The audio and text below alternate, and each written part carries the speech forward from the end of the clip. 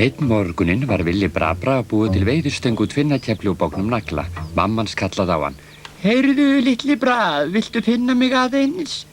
Bra, já, mamma, sagði Villi og faldi veiðistöngina undir rúminu. Marta hafði harðbannað honum að koma nálægt Myllutjörn síðan að þeir strákarnir höfðu verið að leika sér þar einu sínu og rennblotnað og ef hún sæi nú veiðistöngina fengi hún áreiðanlega kast. Jæja, litli Brab, sagði Marta. Þú þarft að skjótast til hennar Maríu fyrir mig. Villi var súr á svip. Bra, hver er ég? Spurði hann. Ég lofaði að hitta strákana. Ó, Sissufsvei, sagði Marta. Þú hefur nægan tíma til þess á eftir og þá skal ég líka gefa þér eitthvað gott að borða.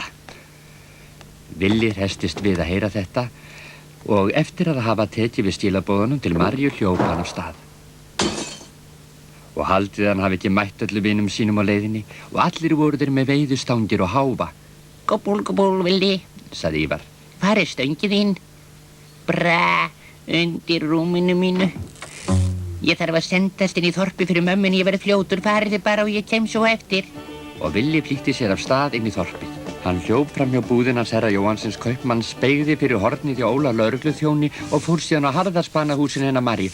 Bra, María, mamma býður þig að koma í te núna seinni partinn og hún ætlar að baka sniglauköku ef þú vilt koma, ætlar að koma. Já, að sjálfsögðu kem ég. Þakka þér kærlega fyrir. Komdu nú inn og fá þér bita. En Villi var rokinn í burtu og hann hljóp næstum að Óla lögregluþjón. Hvað er þetta? Stundi Óli, en Villi var horfinn út í buskan. Þegar hann kom heim var Marta að bera stóra þvottaballan út í bakgarðinn. María bað mig að þakka þér fyrir að hún ætlar að koma í dag.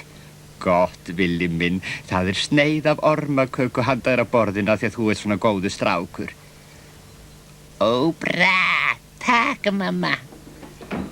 Og hann flýtti sér upp á loft að ná í veiðistöngina. En hvernig ætti hann að komast út á þess að mamman sæi til hans? Þetta var hann að brjóta heilan þegar hann heyrði sagt Villi, gobúl, ætlar ekki að koma með okkur, ha? Bra, jú. Og það skipti engum togum að hann greip veiðistöngina og stökk út gluggann. Heyrðu, stoppaðu, kallaði Sjonni en það var of seint. Hann steyptist beint ofan í þvottaballann.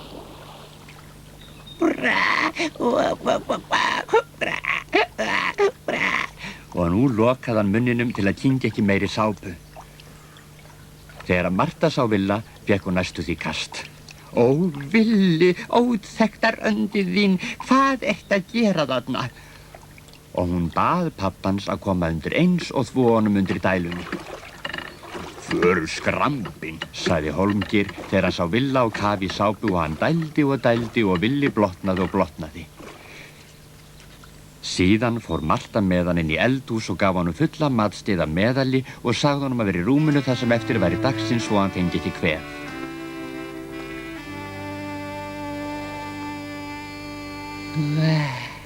Aumingja Villi, hann fór ekkert að veiða þennan daginn. Bra.